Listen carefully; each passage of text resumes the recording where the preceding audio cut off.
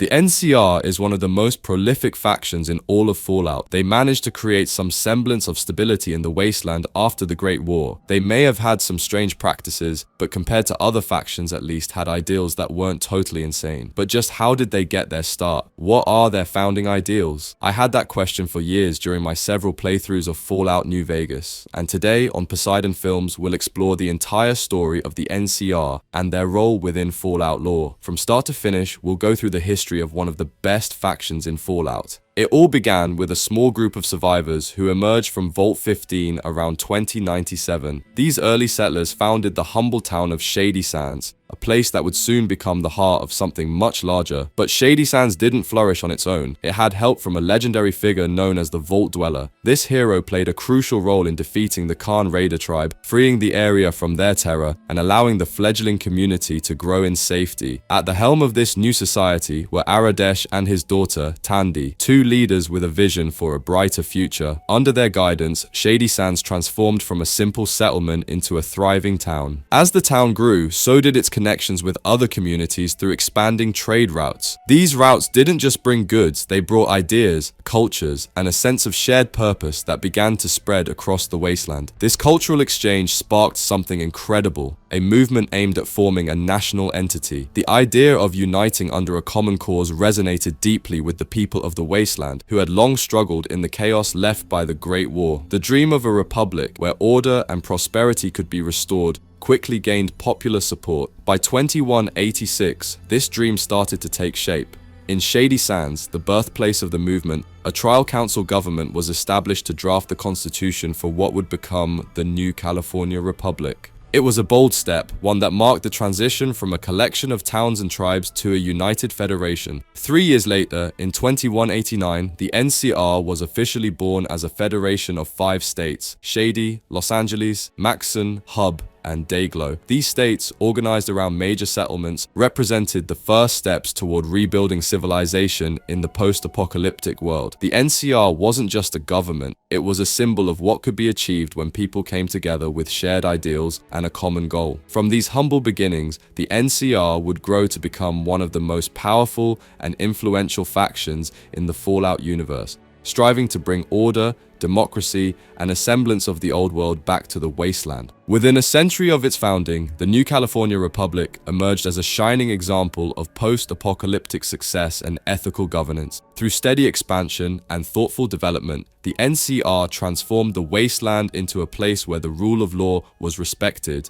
political enfranchisement was widespread, and security from both internal and external threats became a reality. Life in the NCR advanced beyond mere survival. It offered a standard of living that was almost unimaginable in the harsh world after the Great War. With a population exceeding 700,000 citizens, the NCR was no longer just a federation of settlements, it was a thriving republic. The situation further improved with the Mojave Campaign, where the NCR secured control of Hoover Dam, bringing a reliable flow of electricity and water to the republic. This victory was a significant achievement, fueling growth and prosperity. However, this success did not come without its costs. The Mojave Campaign, though strategically important, became a prolonged conflict that strained the Republic's resources and tested the resolve of its citizens. The NCR's reach and ambition, while impressive, began to reveal cracks in its foundation, as the demands of maintaining such a vast territory and the ongoing war efforts started to weigh heavily on the Republic. After the death of President Tandy, the new California Republic entered a period of rapid economic growth and significant political change, but this progress came at the cost of its original ideals. Under successive presidents, the NCR adopted an aggressive expansion policy, which was most notably embodied in the morally questionable Mojave Campaign.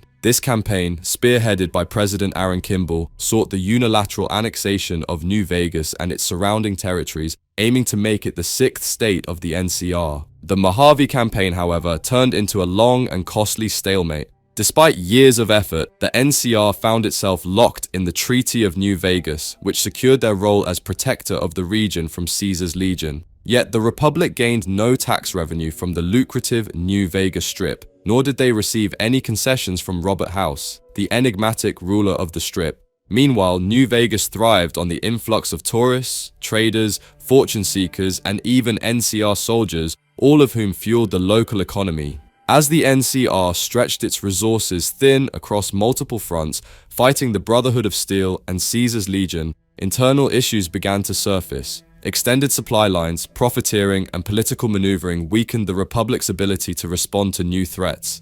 The massacre at Bitter Springs, where NCR forces killed men, women, and children during a conflict with the Great Khans, cast a dark shadow over the Republic's military. This atrocity, kept out of the NCR press, marked a significant moral decline.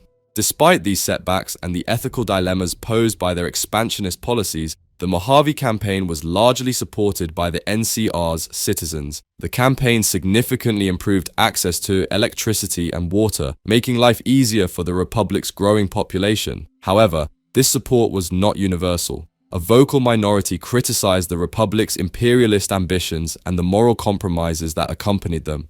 The Second Battle of Hoover Dam was expected to be a defining moment for the new California Republic, a victory that would solidify its dominance in the Mojave and beyond. However, it wasn't the battle that threw the NCR into crisis, it was the unthinkable destruction of Shady Sands, the Republic's capital, that sent shockwaves through the nation. Soon after their hard-fought triumph, the heart of the NCR was obliterated, taking with it key government branches, the Office of Science and Industry, and a critical logistical hub.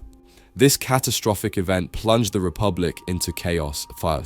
By 2296, the once mighty NCR had been reduced to a shadow of its former self. Its influence in Southern California diminished to little more than a fanatical military unit under the command of Lee Moldaver. This group, based at the Griffith Observatory in the Boneyard, represented the last vestiges of the NCR's military presence. However, even this stronghold could not withstand the relentless assault ordered by the Brotherhood of Steel, leading to its destruction and further symbolizing the Republic's downfall.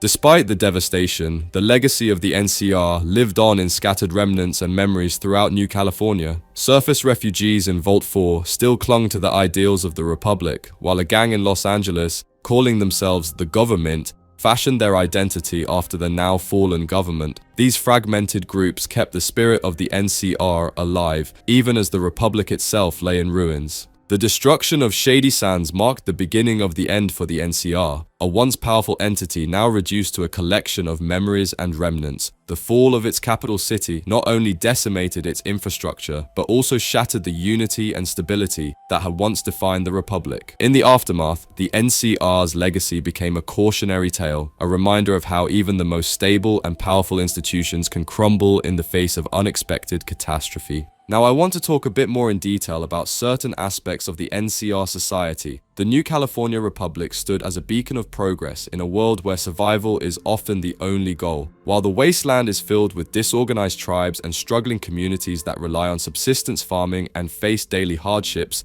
NCR citizens enjoyed what could only be described as wasteland luxuries: a steady economy, access to healthcare, a system of laws, and an organized government, all backed by the largest military force in the region, were the cornerstones of life in the Republic. At its peak, the NCR offered its citizens something rare in the post-apocalyptic world: a chance to live a life that went beyond mere survival. The sheer size of the Republic contributed to a diverse population, ranging from affluent merchants and highly educated residents in urban centers to the hardy soldiers and settlers pushing its borders ever outward. Farmers and ranchers, the backbone of the NCR's economic might, ensured that the Republic thrived. This economic power played a crucial role in transforming society between 2241 and 2281. As survival became less of a daily concern, the focus of NCR citizens shifted from collective welfare to individual prosperity. In this new society, the idea of providing services free of charge became a rarity. Skilled workers, whether tailors, surgeons, or others, began to routinely charge for their services. The days of scavenging and hunting as a primary means of livelihood faded as the wastelands of New California were largely picked clean of salvageable goods after more than 80 years of scavenging. As a result, the rebirth of wage labor became a defining feature of NCR society. Most citizens now had to seek employment in mills, factories, or farms to earn their keep. This shift was not necessarily a burden, however, as jobs were relatively easy to find in the bustling mills and expansive farms that dotted the landscape of New California. The Republic's transformation into a society driven by economic power and individual enterprise reflected its growth and adaptation to the challenges of a post-apocalyptic world. In this evolved NCR, citizens could aspire to more than just surviving another day. They could dream of prosperity, comfort, and stability, ideals that were nearly unimaginable in the wasteland beyond its borders. The NCR, with all its complexities and contradictions, had become a place where progress wasn't just a possibility, it was a reality for those within its fold. The rapid growth and transformation of the new California Republic stirred a wide range of opinions among its citizens. While many celebrated the economic strength forged in the furnaces of the wasteland, others mourned the loss of the communal spirit that had once defined the Republic. Some citizens openly criticized the rising selfishness they observed in others, often while pursuing their own self-interested goals. Yet, despite these differences in perspective, there was a common belief that the opportunities within the NCR had largely dried up. The real fortunes many thought lay further east. The new California Republic built its market economy on two key resources: the great Brahmin herds and vast swaths of land restored to arable condition. These resources provided the Republic with meat, leather, milk, and other essential goods, making ranchers and farmers powerful players in the NCR Society. Early on, anti-cartel regulations enacted by President Tandy prevented the concentration of wealth in the hands of a few, ensuring that economic power was more evenly distributed. However, the weakening and eventual overturning of these regulations under President Aaron Kimball changed the landscape of the NCR's economy. With these safeguards removed, much of the Republic's agricultural production and Brahmin herding became concentrated in the hands of wealthy capitalists, known as Brahmin and agricultural barons. These individuals amassed significant wealth and influence, reshaping the NCR's economic and social structure. The rise of these barons also led to the resurgence of cottage industries, where the production of luxury goods flourished. Pseudo-journalism began to emerge, focusing on the latest purchases, commissions, and life stories of the new rich and famous, creating a culture that celebrated wealth and status. Over time, other branches of industry also developed, including light industry such as tools, clothing manufacturing, mills, and other forms of production, which became significant contributors to the NCR's industrial output.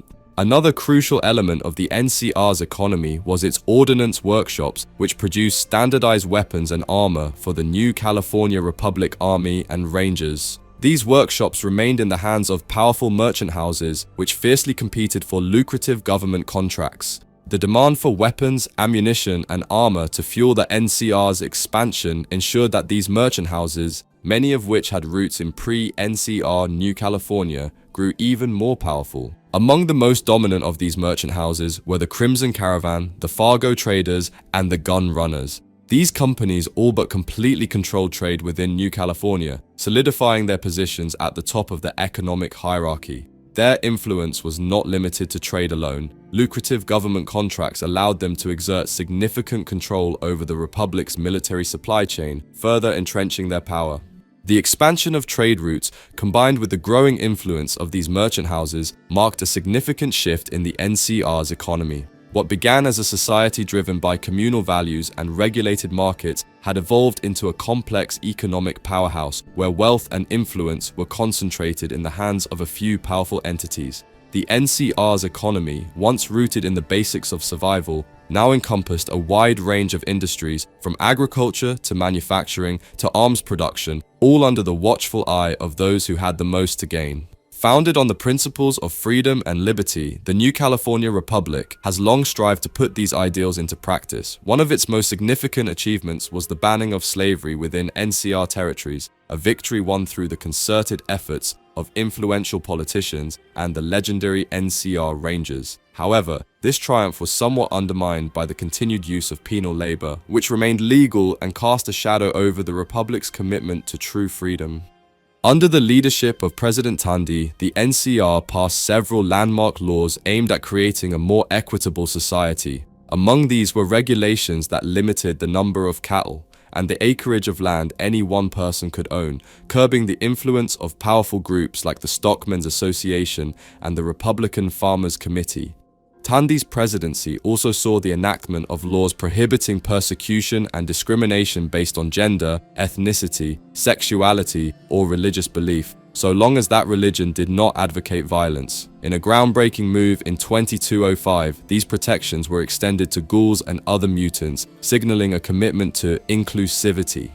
Despite these progressive laws, enforcement varied over time, and the NCR's success in creating a more egalitarian society was inconsistent. After Tandy's death, the economic regulations she championed were slowly eroded and eventually overturned during the presidency of Aaron Kimball. This rollback allowed wealthy farmers and ranchers, often referred to as Brahmin barons, to regain significant influence, despite technically having only one vote each. Kimball's presidency also saw the rise of a reactionary undercurrent, particularly among males, leading to a disproportionate number of promotions for male military officers. This period also witnessed a resurgence in discussions around gender differences, fueled by the ongoing war with Caesar's legion. The capture and treatment of women by legionaries led the NCR to redeploy female troops away from high-alert combat zones like Camp Forlorn Hope, inadvertently bolstering this reactionary sentiment.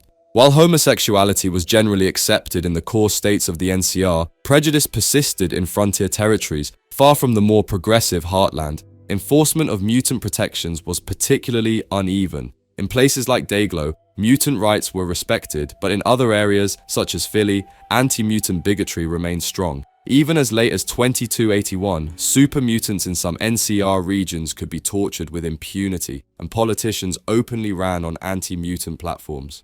Despite these challenges, the tolerance for ghouls persisted in many NCR-controlled areas, even after the catastrophic destruction of Shady Sands. Forces led by figures like Lee Moldaver continued to work alongside ghouls into 2296, showing that the spirit of inclusion that Tandy had championed still flickered within the Republic. The New California Republic boasted a massive population, providing its armed forces with a seemingly endless pool of manpower. This allowed the NCR Army to conscript and deploy large numbers of troops whenever needed. When well-armed and competently led, the NCR's military proved to be a formidable force, capable of defeating even powerful enemies like the Enclave and the Brotherhood of Steel. These victories were achieved without the devastating losses often associated with Pyrrhic victories, thanks to strategic tactics that involved range fire and tactical retreats to wear down their enemies. A prime example of this strategy was employed by Chief Hanlon during the First Battle of Hoover Dam, where he used the surrounding terrain to his advantage, forcing Caesar's legion to suffer heavy losses through attrition. This tactical brilliance secured a crucial victory for the NCR, showcasing the effectiveness of its military when guided by capable leaders. However, the NCR Army's success wasn't always guaranteed. When led by less competent officers, such as General Lee Oliver, the Army's fortunes could quickly turn. Oliver, eager to outshine Hanlon's achievements, planned a decisive pitched battle during the Second Battle of Hoover Dam. His strategy involved massing troops to engage Caesar's legion head-on, hoping to rout, pursue, and annihilate the remaining legion forces. This plan, while ambitious, highlighted the risk of relying on sheer numbers without considering the nuances of military strategy. The vast manpower at the disposal of the NCR allowed President Kimball to make bold military decisions, such as sending rangers into Baja, continuing the war with the Brotherhood of Steel, and preparing for the second confrontation over Hoover Dam. The sheer number of soldiers available made even sworn enemies like the Brotherhood of Steel and the Van Graffs hesitant to challenge the NCR directly. The Republic's ability to raise additional troops in times of crisis only added to its military deterrence. Yet, the NCR's burgeoning population also presented significant challenges. The rapid growth pushed the Republic's agricultural capacity to its limits, creating a pressing need for new territories and resources. Without expansion, the NCR faced the threat of food shortages by 2291, and potentially a famine.